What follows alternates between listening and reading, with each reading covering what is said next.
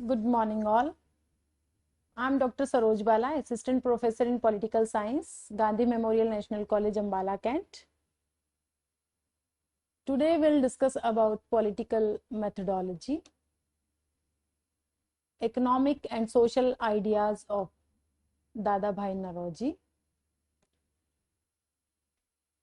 तो सबसे पहले बात आती है, सबसे पहले हम बात करेंगे पॉलिटिकल मेथोडोलॉजी ऑफ दादा भाई नौरोजी। उनकी क्या राजनीतिक उनकी पद्धति थी। दादा भाई नौरोजी की जो राजनीतिक पद्धति वह संवैधानिक राजनीतिक पद्धति के नाम से भी फेमस है। दादा भाई नौरोजी के राजनीतिक चिंतन का जो अध्ययन करने के बाद हमें यह स्पष्ट हो जाता है कि वो एक उदारवादी राजनीतिज्ञ थे। उनका शांति और अहिंसा में बहुत गहरा विश्वास था, इसलिए उन्होंने हमेशा ही संवैधानिक साधनों का प्रयोग करने की बात की और उन्होंने संवैधानिक आंदोलन की पद्धति को ही सबसे श्रेष्ठ माना है और उनकी संवैधानिक साधनों की श्रेष्ठता में ही उनका विश्वास था। तो उनकी राजनीतिक पद्धति के बारे में अब हम डिटेल में बात करेंगे। तो उसमें पहला पॉइंट है आधारभूत धारणाएं, फंडामेंटल कॉन्सेप्ट्स।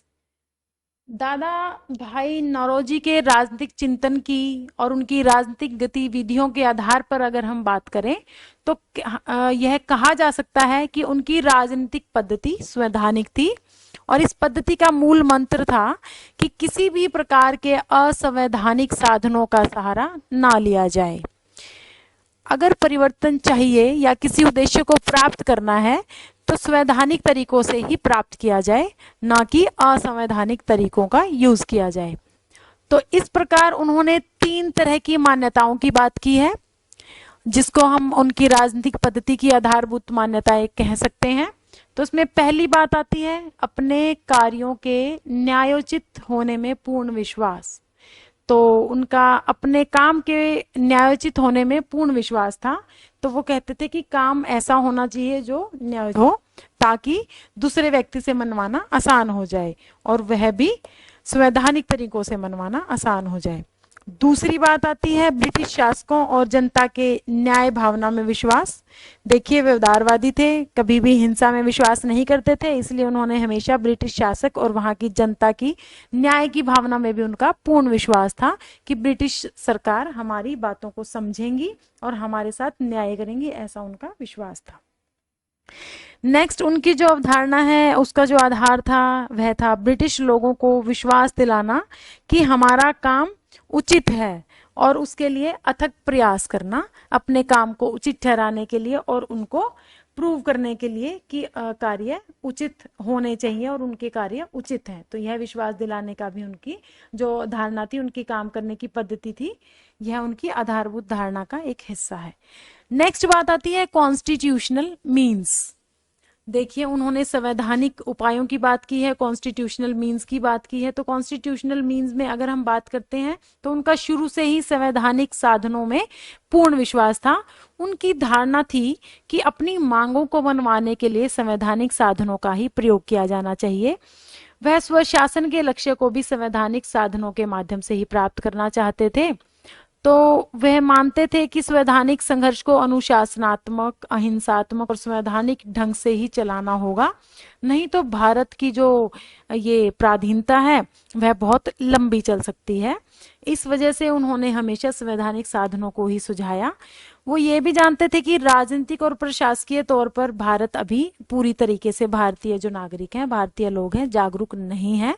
तो इसलिए भारतीय अपनी राजनीतिक स्वतंत्रता को उस समय की परिस्थितियों के अनुसार अंग्रेजों के प्रति हिंसा, क्रांति या विद्रोह करके प्राप्त नहीं कर सकते। इसलिए भारतीयों के लिए सबसे उचित मार्ग यही है कि वे संवैधानिक ढंग से एक इकट्ठे होकर अपनी आवाज को, अपनी मांगों को ब्रिटिश शासन के सम्मुख रखें और ब्रिटिश जनता की नैतिकता और स्वाधीन प्रियता को उकसाएं, ताकि ब्रिटिश जनता भी उनकी नैतिकता को समझे और इस प्रकार धीरे धीरे धीरे धीरे वो अपने अधिकारों को प्राप्त कर सकते हैं।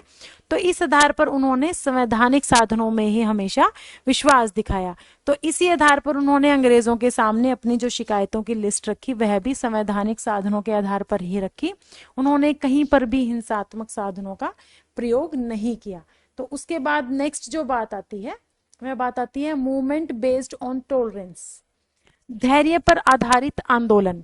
दादा भाई नौरोजी की जो राजनीतिक पद्धति थी, उसका जो तीसरा आंदोलन था वो उनकी पद्धति का, वह धैर्य पर आधारित था। नौरोजी की जो राजनीतिक पद्धति थी उसमें उनकी संतुष्टि, संयम, विवेक, शांति प्रियता और अहिंसा, इन सभी चीजों की एक प्रधानता झलकती थी। उनकी हमेशा से इच्छा थी कि आंदोलन कभी भी हिंसात्मक और भयंकर रूप धारण करने वाला नहीं होना चाहिए, असंतुष्ट नहीं होना चाहिए। वो इस बात से परिचित तो थे कि अंग्रेजों के सामने सिर्फ बोलने से बात नहीं बनेगी, लेकिन उसके बावजूद भी वह उन परिस्थितियों के अनुसार, उन परिस्थितियों में ऐसा मानते थे कि अंग्रेजों को बोल बोल कर ही जगाना पड़ेगा।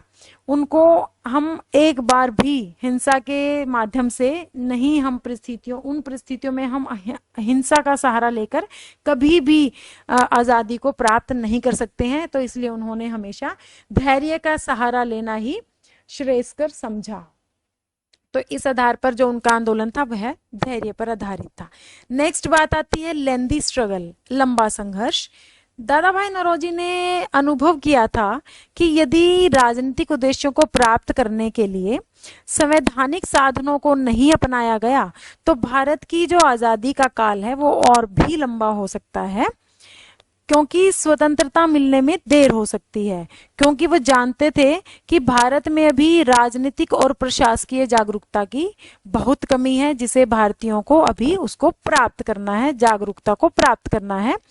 जबकि वे जो याचिका पद्धति है, जिसमें हम कहेंगे कि रिक्वेस्ट करके हम ब्रिटिशर से रिक्वेस्ट करके उनकी न्यायप्रियता की वेट करें, तो उनका विश्वास था कि ब्रिटिश न्यायप्रियता में उनका पूरा विश्वास था, लेकिन वो चाहते थे कि उनकी पद्धति में बलिदान भी होना चाहिए।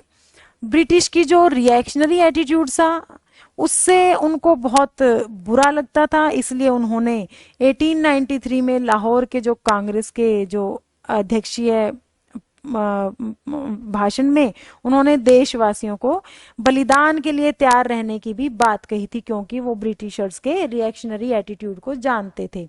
उन्होंने अंग्रेजों से यह शिक्षा लेने पर भी बल दिया कि भारतीय लोगों को अंग्रेजों से शिक्षा लेनी चाहिए कि वे लोग अपने उद्देश्य को प्राप्त करने के लिए कितना बलिदान करते हैं और कितने धैर्य के साथ हमेशा प्रयत्नशील रहते हैं। तो अपनी राजनीतिक पद्धति के बारे में उन्होंने ये बताया कि हमारे लिए सबसे आवश्यक है कि हम स्वयं अंग्रेजों से प्रदर्शनों, सभाओं या याचिकाओं के द्वारा बड़े से बड़े पैमाने पर और ज्यादा से ज्यादा धैर्य के साथ आंदोलन करना सीखें, और यह सब शांतिपूर्वक तरीके से लेकिन उत्साह के साथ किया जाना चाहिए। आंदोलन इंग्लैंड के संपूर्ण राजनीतिक, सामाजिक और औद्योगिक इतिहास का जीवन और आत्मा है। आंदोलन के द्वारा ही अंग्रेज जाति ने अपनी सभी जो उपलब्धियां हैं, अपनी स्वतंत्रता है, अपनी समृद्धि है और सभी मामलों में जो वर्ल्ड में एक विशेष स्थान प्राप्त किया है, उसका कारण आंदोलन ही है।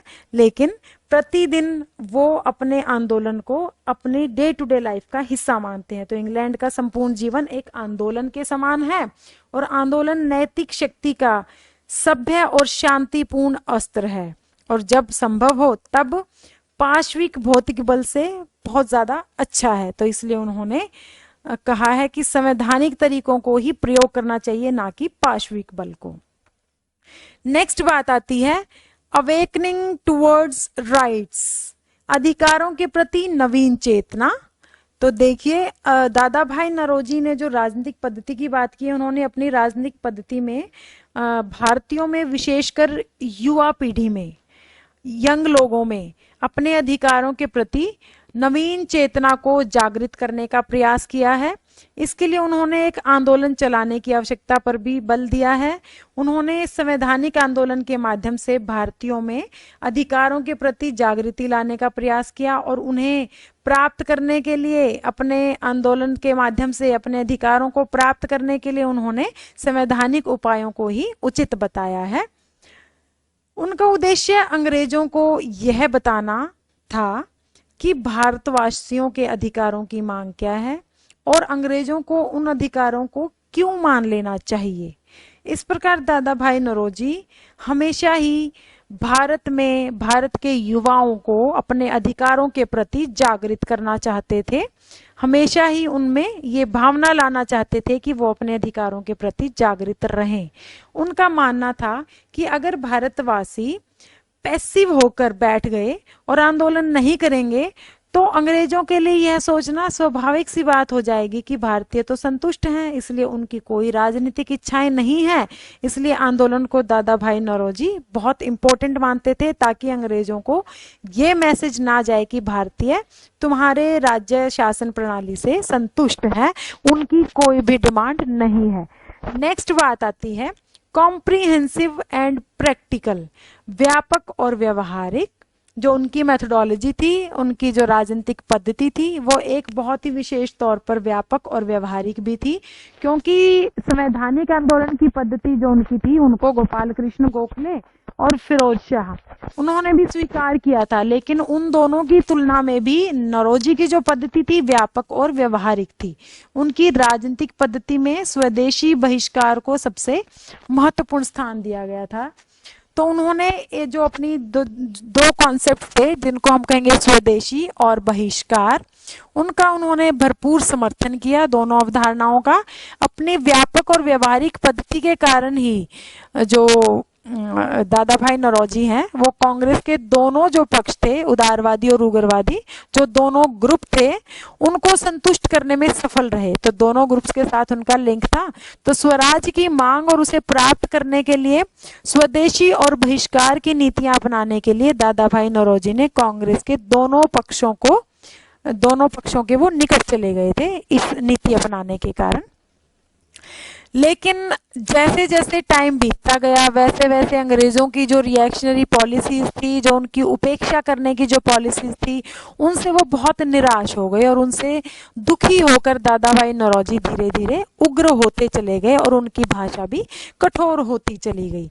तो उनकी आलोचना उन्होंने बहुत ही बुरे प्रहारक तरीके से की है, परंतु उन्होंने फिर भी अपना संतुलन नहीं खोया। उनकी रिएक्शनरी पॉलिसीज के बावजूद भी, अंग्रेजों की आलोचना के बावजूद भी उन्होंने कभी भी हिंसात्मक प्रवृत्ति को नहीं उकसाया, बल्कि हमेशा ही संवैधानिक आंदोलनों की ही बात की है।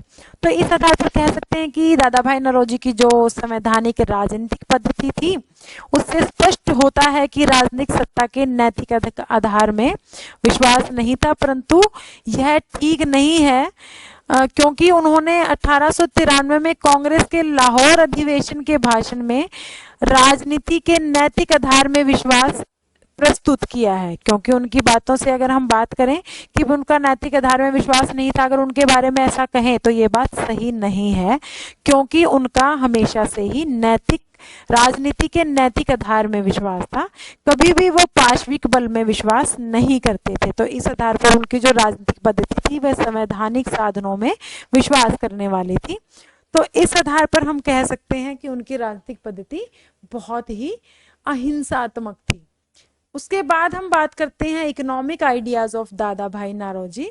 दादा भाई नौरोजी के जो आर्थिक विचार थे उनके बारे में अब हम बात करेंगे। दादा भाई नौरोजी के चिंतन में उनका जो इकोनॉमिक एस्पेक्ट है वह भी बहुत ही इंपॉर्टेंट है, क्योंकि उन्हें भारत के आर्थिक राष्ट्रवाद के जनक होने का श्रेय भी दिया जाता है। उन्होंने भारतीय राष्ट्रवाद के आर्थिक आधारों के सिद्धांत का निर्माण किया। उनकी जो बुक है poverty and un British rule in India, उसमें उन्होंने भारतीय इकोनॉमी की जो डिटेल में व्याख्या की है। उन्होंने भारत से किस तरीके से जो इकोनॉमिक ड्रेन हुआ है उसके बारे में बात की है। पूंजी के निर्गम सिद्धांत की जब हम बात करेंगे उस तरीके से उन्होंने साम्राज्यवाद की नीतियों को बताया है, किस तरीके से अंग्रेजों ने साम्राज्यवाद फैलाकर हमारे यहाँ पर इकोनॉमिक ड्रेन थ्योरी के माध्यम से भारत को गरीब बनाने का प्रयास किया है। तो दादा भाई ही नौरोजी ही ऐसे थे जिन्होंने सोते हुए भारतीयों को जगाकर यह चेतावनी दी कि अगर वो इकोनॉमी के प्रति जागरूक नहीं होंगे तो एक दिन भारत गरीब से और गरीब होता चला जाएगा और सारा धन इंग्लैंड की ओर बहता चला जाएगा। तो इस तरीके से उन्होंने अपने आर्थिक विचारों के माध्यम से भारतीयों को जागरूक करने का प्रयास किया। तो अब हम उनके आर्थिक विचारों के बारे में बात करेंगे। तो पहला पॉइंट है poverty and its reason in India, गरीबी और उसके कारण। दादा भाई नौरोजी भारत की गरीबी से बहुत ही चिंतित थे, इसलिए उन्होंने अपनी दोनों पुस्तकें poverty in India and poverty and un British rule in India में गरीबी और उसके कारणों के बारे में बात की है। तो उन्होंने जगह जगह अलग अलग आंकड़े देकर समझाने की कोशिश की है कि भारत किस तरीके से दिन प्रतिदिन गरीब होता जा रहा है। तो इसलिए उन्होंने गरीबी के जो कारण बताए हैं उसमें उन्होंने बताया कि भारतीयों की इनकम कम होना, अंग्रेजों के द्वारा माल बाहर ले जाना, कम धनराशि वाली चीजों को भारत में लाना, भारतीयों से ज्यादा टैक्स वसूल करना, कारखाने, फैक्ट्रीज, सिंचाई और आवागमन के साधनों की तरफ ध्यान न देना। तो इस तरह की बहुत सारी चीजें जो अंग्रेजों ने अपने बड़े अधिकारियों की पॉकेट भरने में रुचि लेना, इस तरह के बहुत सारे कार्य जो है अंग्रेजों के, जो भारत को गरीबी की दिशा में ले जा रहे हैं। तो यही भारतीयों की गरीबी का कारण है। नेक्स्ट बात आती है थियरी ऑफ इकोनॉमिक ड्रेन, आर्थिक निर्गम या निष्कासन का सिद्धांत भी बोलते हैं इसे। उन्होंने बताया कि दादा भाई नौरोजी ने भारतीय जो इकोनॉमी है, वित्त है, उनकी विभिन्न समस्याओं पर अपनी जो उन्होंने जो स्टैटिस्टिक्स बताए, उन्होंने समस्याओं का मूल कारण जानने के बाद वैज्ञानिक पद्धति से उसका एनालिसिस किया। तो उन्होंने बताया कि किस तरीके से भारत इकोनॉमिक ड्रेन का शिकार होता जा रहा है। उन्होंने जो निर्गम सिद्धांत है उसमें उन्होंने बताया है कि भारत से पूंजी कई तरह से बाहर निर्यात की जा रही थी। तो उन्होंने बताया कि भारत में काम करने वाले जो अंग्रेज हैं उनके द्वारा अपनी बचत खाते की बड़ी बड़ी रकमें इंग्लैंड भेज दी जाती थी, और दूसरी ओर भारत प्रशासन पर इंग्लैंड में गृह सरकार पर किया जाने वाला जो खर्च है वह भी भारत पर थोप दिया जाता था। जो इंग्लैंड में जो लोग काम करते थे उनका जो खर्चा आता था वो खर्चा भी भारतीयों की पॉकेट से ही पूरा किया जाता था। और दूसरी ओर जो था, सरकार भारत के प्रशासन पर किए जाने वाले खर्च को भी जनता से ही वसूलती थी, और जबकि इस खर्चे का लाभ इंग्लैंड की जनता को मिलता था। इतना ही नहीं, भारत के द्वारा जो इंग्लैंड की सरकार है उसको भारत में लगी जो ब्रिटिश पूंजी है उसके ब्याज को चुकाने के लिए भी बहुत बड़ी रकम इंग्लैंड को देनी पड़ती थी। तो इस तरीके से उन्होंने बताया कि भारत के द्वारा भेजी गई राशि दोबारा से इंग्लैंड द्वारा भारत में ही प्लान की जाती है, भारत में ही यूज की जाती है। तो इससे भारत के जो आर्थिक क्षेत्र में जहां पर ब्रिटिश पूंजी का निवेश बढ़ रहा था वहीं पर भारतीयों की पूंजी व्यापार में कमी होती जा रही थी। तो इसलिए ऐसी आर्थिक स्थिति भारत के लिए बहुत ही घातक सिद्ध हो रही थी। तो ऐसी स्थिति पर उन्होंने प्रकाश डाला है इकोनॉमिक ड्रेन थ्योरी के माध्यम से कि किस तरीके से भारत से हमारी जो आर्थिक निर्गम है किस तरीके से होता जा रहा है। नेक्स्ट बात आती है criticism of the argument for increasing population, अधिक जनसंख्या के तर्क की आलोचना। दादा भाई नौरोजी ने भारत में जो गरीबी के लिए उत्तरदायी कारण हैं उन कारणों को जब अंग्रेजों के सामने रखा तो इसके विरोध में अंग्रेजों ने कहा कि भारत में जो गरीबी है उसका जो मुख्य कारण है वह है भारत की बढ़ती हुई आबादी, भारत की बढ़ती हुई जनसंख्या। लेकिन दादा भाई नौरोजी ने अंग्रेजों की इस आधार पर आलोचना की, उनके इस तर्क को उन्होंने स्वीकार नहीं किया और उन्होंने लिखा कि अधिक जनसंख्या का जो तर्क दिया जाता है वह ब्रिटिशर्स की शांति के कारण उत्पन्न वृद्धि की चर्चा करते हैं। वो कहते हैं कि ब्रिटिशर्स ने जो शांति उत्पन्न की है भारत में, इस वजह से जो भारतीय जनसंख्या बढ़ती जा रही है। और वो ये बात भूल गए थे कि ब्रिटेन ने जो भारतीयों को निकासी के माध्यम से जो बर्बादी दी है वो उसको बिल्कुल ही भूल गए थे, जिसको दादा भाई नौरोजी ने फोकस किया है। तो वो निर्गम के आर्थिक नियमों के क्रियाकलापों की भी बात करते हैं।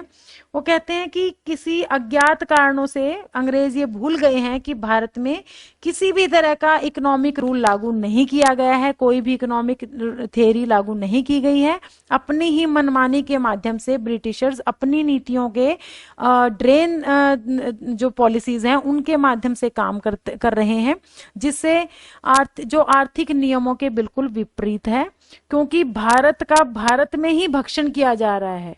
और फिर भी भारत से क्रूर जो निष्कासन है, जो इकोनॉमी है भारत की, वो कंटिन्यू चली जा रही है। शोषण भी भारतीयों का हो रहा है और इकोनॉमी जो है वो भारतीयों की ही ड्रेन होती जा रही है। तो इस आधार पर जब अंग्रेजों ने इसका कारण इंडिया की जनसंख्या बताया, तो इसके विपरीत उन्होंने इस पर अंग्रेजों पर ही वापस आरोप लगाया कि इसके दोषी अंग्रेजों की साम्राज्यवादी नीतियां हैं और अंग्रेजों की ड्रेन थ्योरी है।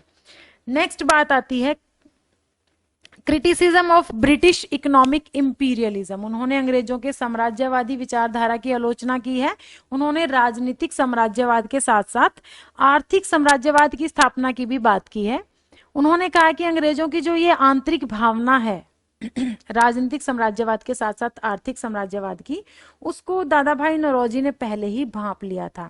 इसलिए उन्होंने भारत में अंग्रेजी शासन के आर्थिक पक्ष के प्रति भारतीयों को जागृत किया और उन्होंने अपने विभिन्न लॉजिक देकर एनालिसिस करके यह सिद्ध किया कि अगर भारतीय अपनी निर्धनता दूर करना चाहते हैं, तो वो अपना अस्तित्व और अपना जो एग्जिस्टेंस है बनाए रखना चाहते हैं, तो उनको अंग्रेजों के शासन से लोहा लेना चाहिए।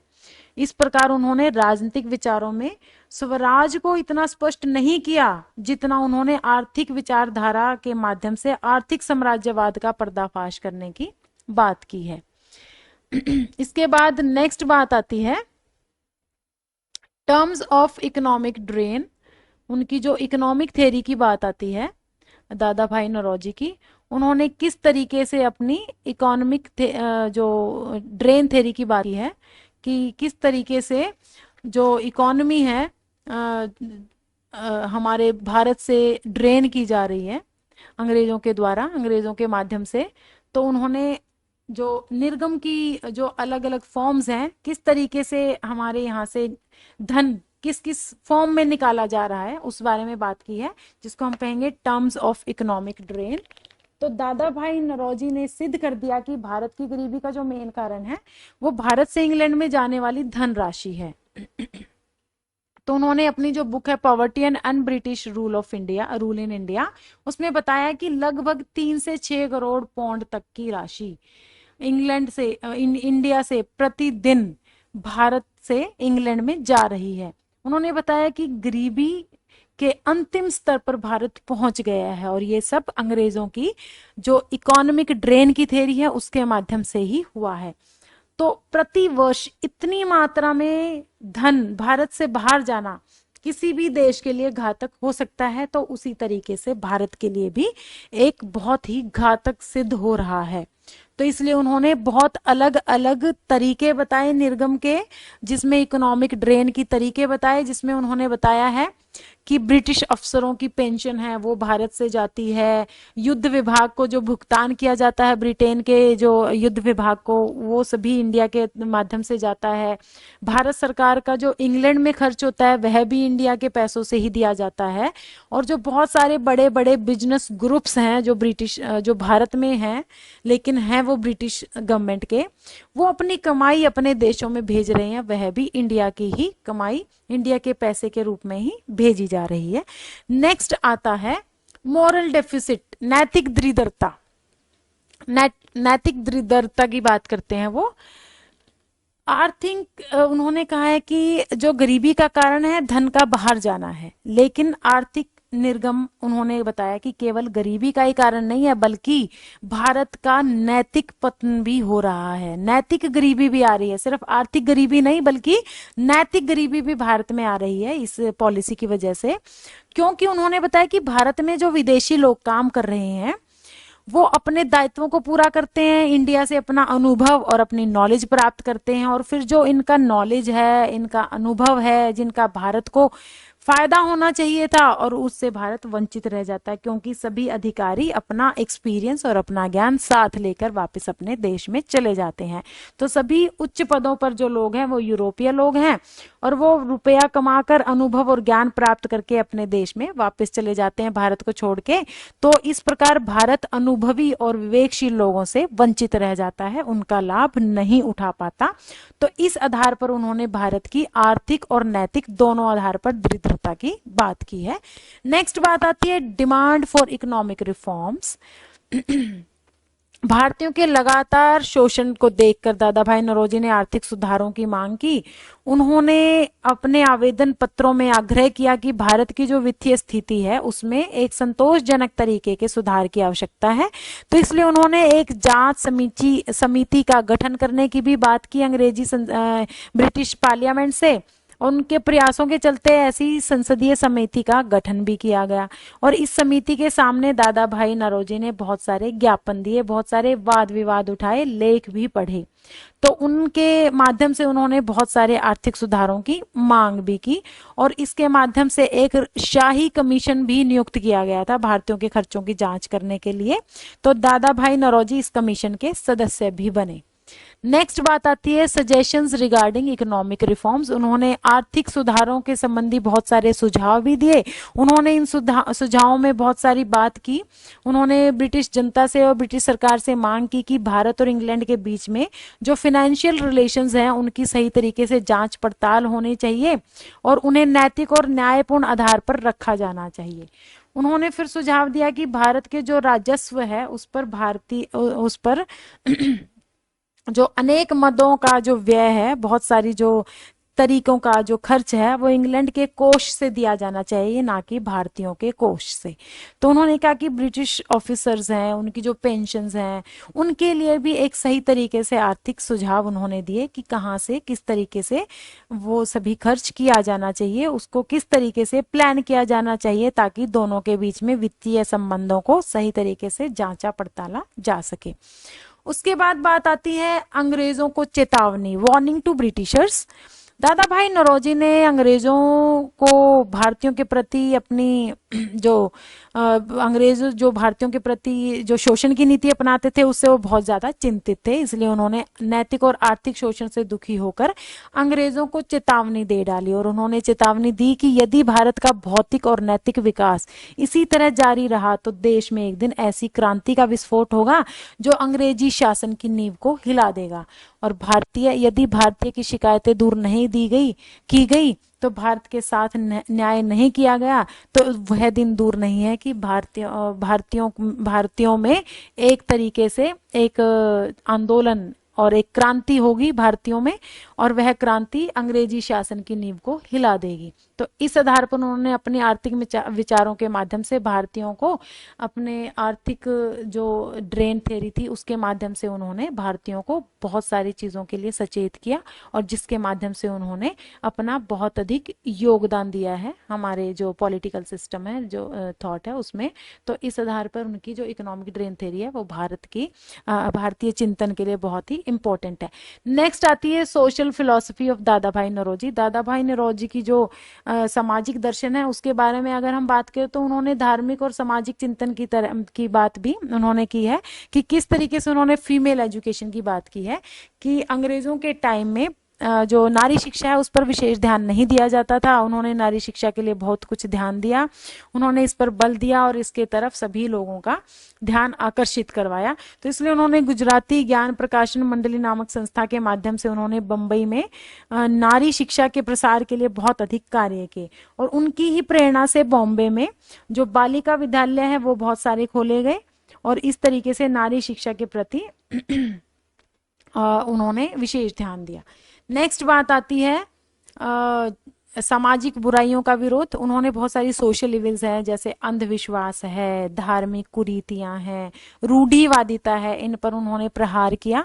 उन्होंने विधवा विवाह के प्रचार के बारे में भी विशेष रुचि ली और उन्होंने शराब जैसी सामाजिक बुराई को भी मिटाने के लिए काफी हद तक प्रयास किए। नेक्स्ट बात आती है एस्टेब्लिशमेंट ऑफ वेरियस एसोसिएशंस। उन्होंने बहुत सारी संस्थाओं के गठन की भी बात की जिसमें उन्होंने student literary and scientific society, Bombay association, Irani fund, विधवा विवाह सभा और बहुत सारी ऐसी संस्थाएं जो समाज में विशेष योगदान दे सकती हैं उनकी स्थापना के लिए उन्होंने महत्वपूर्ण प्रयास किए।